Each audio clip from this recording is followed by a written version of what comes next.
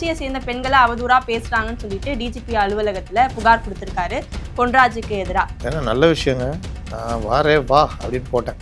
இந்த கட்சியில் இருக்கிறவன்லாம் அறிவில்லாதவன் முடிவு பண்ணுறதுக்கு உனக்கு யார் அதிகாரம்? எல்லாருமே இதுவாக இருப்பாங்க. இவனுங்க போய் மைக்கை எங்கே போடுறானுங்க? இந்த தாவேகா ஆட்கள்கிட்ட போடுறாங்க. போட்டு அதை பற்றி சொல்லு, கொள்கை சொல்லு. என் திமுக போய் போட தைரியம் தான். ஒரு அம்மா சொல்லிச்சுட்டு எங்கள் வீட்டுக்காரரை விட அவர் தான் ரொம்ப பிடிக்கும். அது ரொம்ப சாதாரண வார்த்தை. அதை வைரலாக்கி விட்டாங்கல்ல, சிரிக்கிறதெல்லாம். இப்போ நான் பொண்டாட்டியா கூட இருப்பேன்னு ஒரு பொண்ணு அதுதாங்க சொல்றேன். இன்னொரு பக்கம் அந்த பொண்ணுங்க அந்த வார்த்தையோட அர்த்தம் தெரியுமா? இதை விஜய் அப்ப கண்டிக்கலையா? அந்த டைம்ல எதுங்க கண்டிக்கணும்? ஒழுங்குபடுத்தல அப்படி எதுக்கு கண்டிக்கணும்னு கேட்குறேன். அமைச்சர் எம்ஆர்கே பன்னீர்செல்வம் தாவேகாவுக்கு விளக்கம் கொடுத்தாரு. அதையும் ஸ்டாலின் கண்டிக்கல. எவனாவது மைக்கை போட்டான், கேமரா வச்சுட்டு அவன் எதாவது கேட்குறான்னா எதை வேணால் பேசிடுவீங்களா? எவனாக இருந்தாலும் வாய் அடக்கலைன்னா அதுடைய அசிங்கத்தை பட்டு தான் தீரணும்னு. ஒரு பொண்ணு 2 பொண்டாட்டி 3 பொண்டாட்டி பேசுது, அதை எடுத்து போடுறது யார்? மாட்டுச்சுரா நல்ல ஒரு கண்டென்ட். அந்த பொண்ணுக்கு அதோடைய பேச்சுடைய அர்த்தமே தெரியாது. கீழே கமெண்ட் போடுறது, அசிங்கமா திட்டுறதுன்றது இது தாவேகா தான் பண்ணுது அப்படின்ற ஒரு விமர்சனமும் முன் வைக்கிறாங்கல்ல. ட்விட்டரை விட்ட ஓடிடணுன்ற மாதிரி திட்டுறவங்க இருக்காங்கல்ல, உள்ளே போய் பார்த்தீங்கன்னா 10 ஃபாலோவர் 5 ஃபாலோ இந்த ஜான் மாதிரி ஆட்கள் வச்சுக்கிற கூலிப்படை ரைட்டு திட்டுறாங்க. அதுக்கு இவர் இப்படி பேசிடலாமா? ஒரு கருத்தை சொல்லணும், சாப்பிட்டா சொல்லு. அது என்ன கெட்டவாதில் திட்டுறது, 7 தலைமுறையில் திட்டுறது. அப்போ அதுக்குரிய பலன் அனுபவிக்கும். நல்ல குடும்பம்னு ஒன்று வார்த்தை யூஸ் பண்ணுறாரு. நல்ல குடும்பத்தில் பிறந்த குழந்தைகள். நல்ல குடும்பம்னு என்னங்க நீங்கள் டெஃபினேஷன் வச்சுருக்கீங்க? சொல்லுங்கள், ஒரு நல்ல குடும்பத்துக்கு என்ன டெஃபினேஷன்?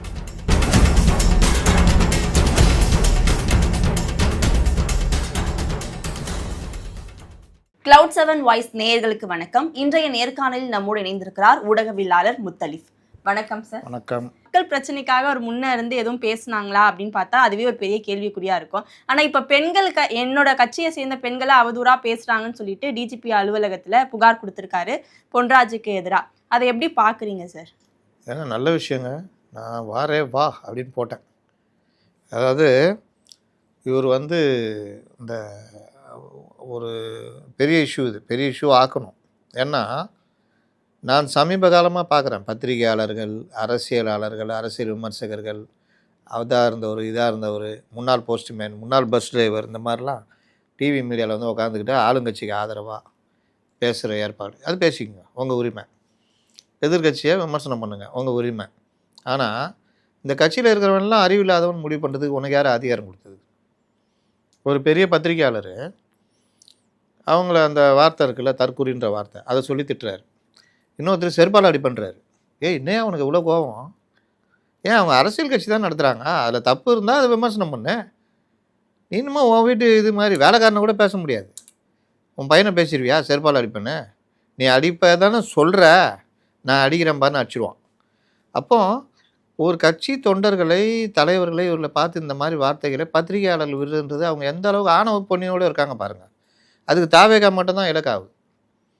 தற்கூறிகள் அது இதுன்னு இந்த மாதிரி இந்த பொன்ராஜி, இன்னும் ஒரு பெண் பத்திரிகையாளர் இருக்காங்க, அவங்களாம் அப்படியே காது மூக்கு வழியாக அறிவு அப்படியே வலிஞ்சு ஓடுது.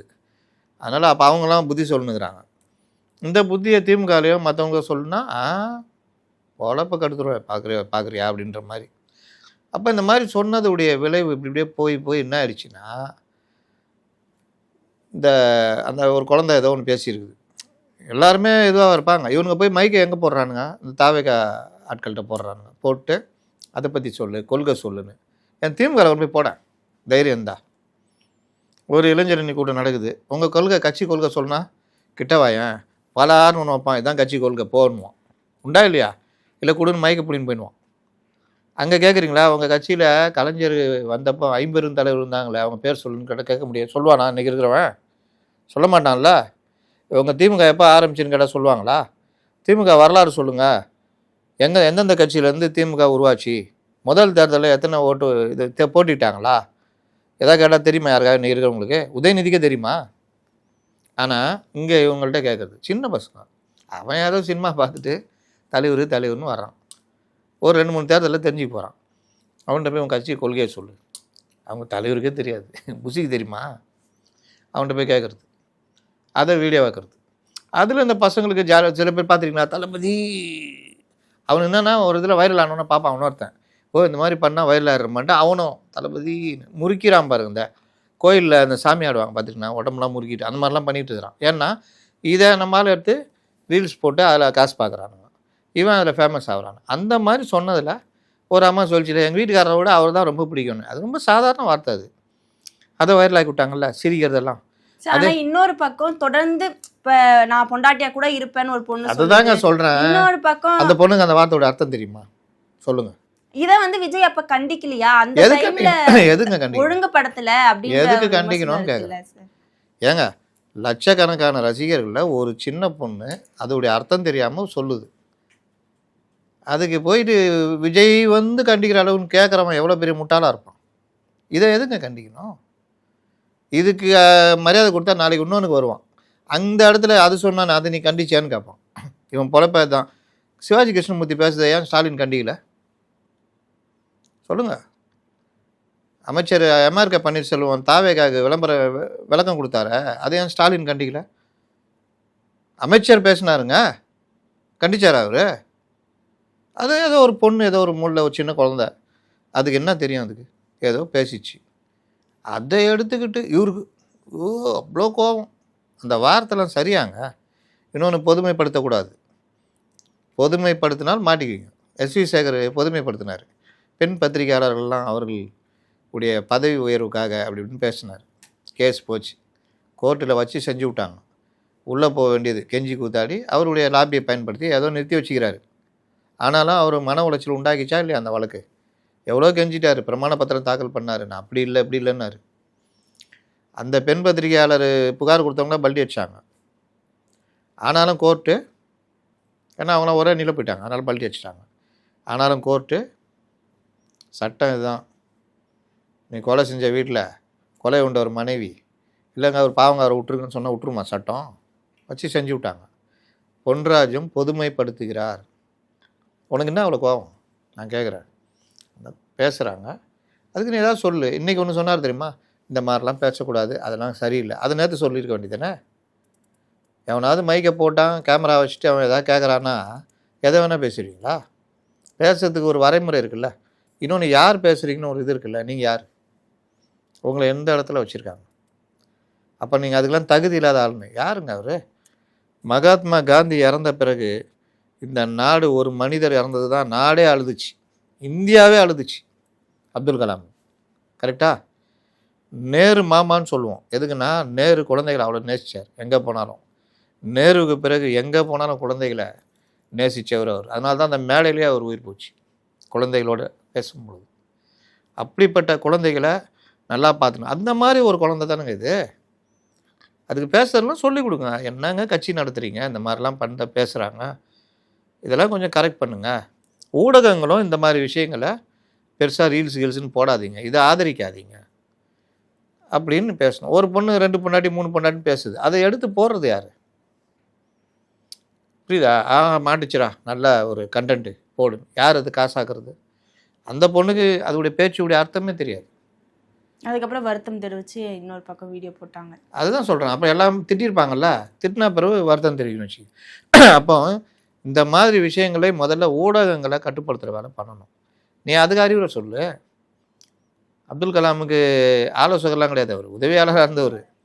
இவருடைய ட்ராவலை எப்படி தெரியுமா? விளம்பர பைத்தியம். அப்துல் கலாம் போனவுடனே அப்படியே ஒதுங்கியிருக்கலாம், இல்லாட்டி ஏதோ ஒரு இது பண்ணியிருக்கலாம்.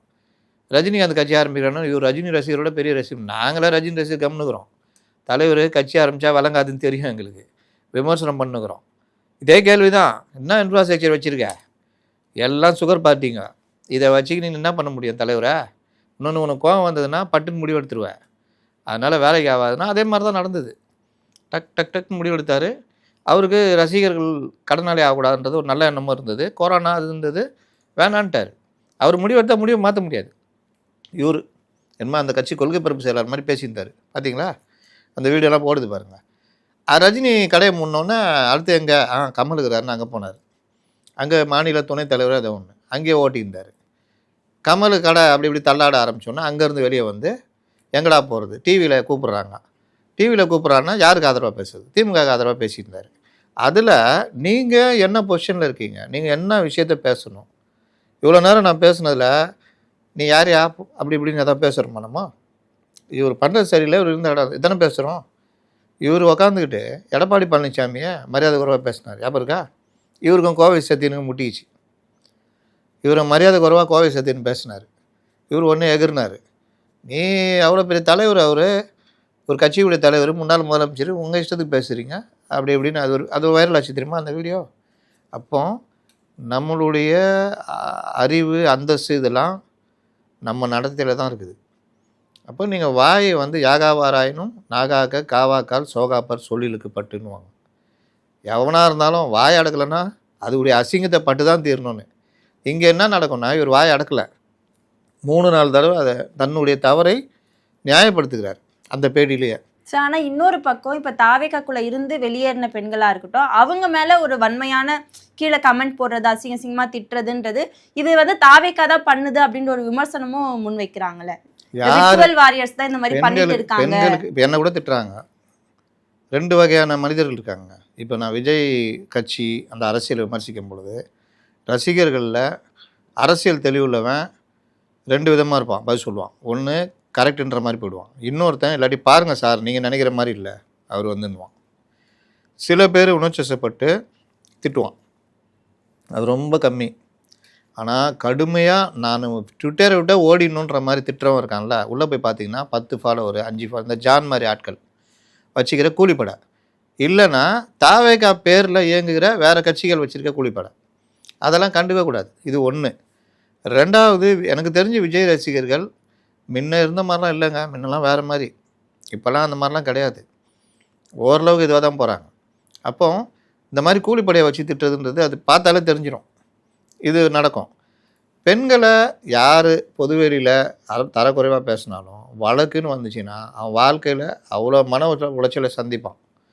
பெண்களை மதிக்கணும், அவதூறு பண்ணக்கூடாது, செக்ஷனே இருக்குது. சிக்கலில் மாட்டிக்குவீங்க. இப்போ இந்த 66 ஆக்ட்லாம் வந்துச்சுன்னா பெயிலே கிடைக்காது. அப்போ பார்த்து தான் நடக்கும். நான் எனக்கு தெரிஞ்சவங்கள்டே சொல்லுவேன், பார்த்து ராசா, உணர்ச்சி வசப்பட்டு ரொம்ப பண்ணாத, ஒரு தடவை உணர்ச்சி வசப்பட்டதுக்கு காலப்புறம் அனுபவிப்பேன்னு. 5 வருஷம் அவங்க அந்த வழக்குலேருந்து நீங்கள் வெளியே வரத்துக்கு, அந்த 5 வருஷமும் உங்களுக்கு தண்டனை கிடைச்சிருமோ, அந்த பயம்லாம் இருக்கும்ல. இதெல்லாம் தேவையா? ஒரு செகண்டு. இன்னொன்று, நீ யார்? நீ ஒரு கருத்தை சொல்லணும்னா சாப்பிட்டா சொல்லு. அது என்ன கெட்ட வாதியில் திட்டுறது, 7 தலைமுறையில் திட்டுறது?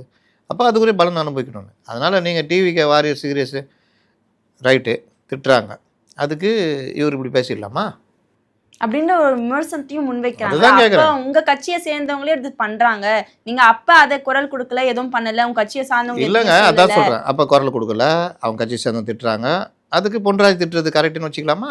கண்டிப்பா தப்பு தானே. இன்னொன்று, அந்த பசங்களே திட்டுறாங்க வச்சுக்கோங்க, அவன் அனுபவம், அவன் வயசுக்கு அவன் ரியாக்ட் பண்ணுறான். நீங்கள் யார், எந்த இடத்துல இருந்தீங்க, உங்கள் அனுபவத்துக்கு இந்த வார்த்தைகள்லாம் பயன்படுத்தலாமா? அப்படி என்ன உங்களுக்கு அவ்வளோ கோபம்? அவ்வளோ கோபம் என்னங்க? இந்த கோபம் ஏன் திமுக மேலே, அதிமுக மேலே, பாஜக மேலாம் வரமாட்டேங்குது? அது என்ன தாவேகா மட்டும் உங்களுக்கு அவ்வளோ ஒரு இது? நான் பல பேரை கேட்குறேன். நம்ம கூட விமர்சனம் பண்ணுறோம், லைட்டாக கிண்டல் பண்ணுவோம், அதெல்லாம் பண்ணுவோம். ஆனால் இந்த அளவுக்கு ஒரு வன்மத்தை கையாங்க கேட்குறீங்கன்னு கேட்குறேன். சின்ன பசங்க தானே அவங்க. 2வது, எல்லா பெண்களையும் இந்த வார்த்தை சொல்லி பொதுமைப்படுத்துறதுன்றது சட்டப்படி குற்றம். அண்ணன் அனுபவிப்பார், சாதாரண மேட்டர் இல்லை.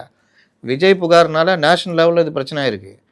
ஊரெல்லாம் பெண்கள் புகார் கொடுக்க ஆரம்பிக்கிறாங்க. இவர் இன்றைக்கி வேணால் அந்த அரசு காவல்துறைன்னு தப்பிக்கலாம், நாளைக்கு வேலை அரசு சட்டம் ஒன்று வழக்கு போட்டுட்டாங்கன்னா கோர்ட்டு ஏறணும், ஜட்ஜிங்க வச்சு செய்வாங்க. அதுவும் இவர் நாள் பேசுகிறதையே 3-4 தடவை அங்கேயே நியாயப்படுத்துகிறாரு.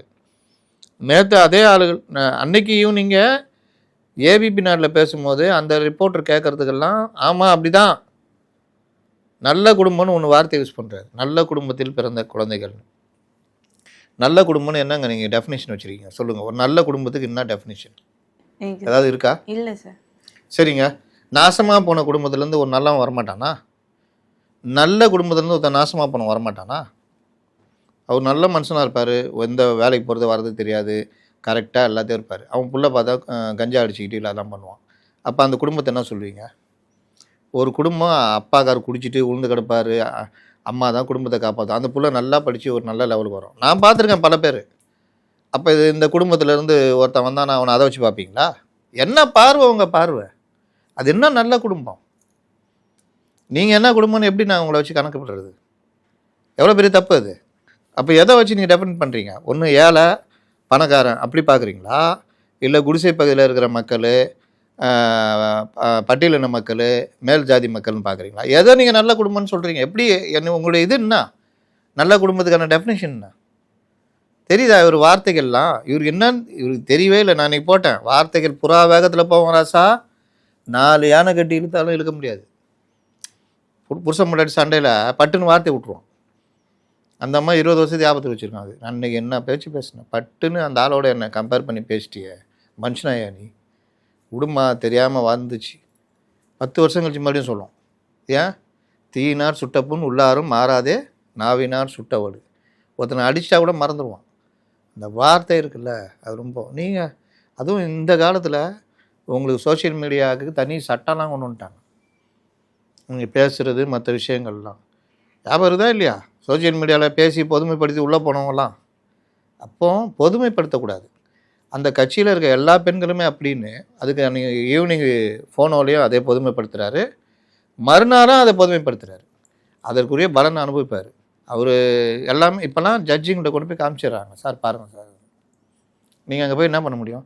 இன்றைக்கி மன்னிப்பு கேட்குற அந்த பொண்ணுக்கிட்ட, எந்த பொண்ணுக்கிட்ட நீங்கள் பொதுமையில் படுத்துனீங்க? அந்த கட்சியிலே எல்லாருன்ற மாதிரி தானே பேசுனீங்க. இன்னொன்று எல்லாத்தையும் போட்டு கீழே எம்கே ஸ்டாலின் டேக் பண்ணுறாரு. என்ன பயமுறுத்துறாரா? தாவேக்கா அந்த கட்சிக்காரங்க பயமுறுத்துறாரா? எனக்கு இவர் துணை இருக்கிறாருன்னு. அவர் வருவாரா? நான் கேட்குறேன். நீங்கள் இந்த மாதிரி பேசுனா அவர் ஒத்துக்குவாரா? அவர் எப்படி ஒத்துக்குவார்? அதனால் இதெல்லாம் ரொம்ப மோசமான நிகழ்வுங்க. அவருடைய தகுதிக்கு அதை பண்ணியிருக்க கூடாது. உடனே இப்போ எஸ்வி சேகர் பண்ணது பார்த்தீங்களா, அது அதோட மோசம். என்னப்பா அப்படி பண்ணிட்டாங்க.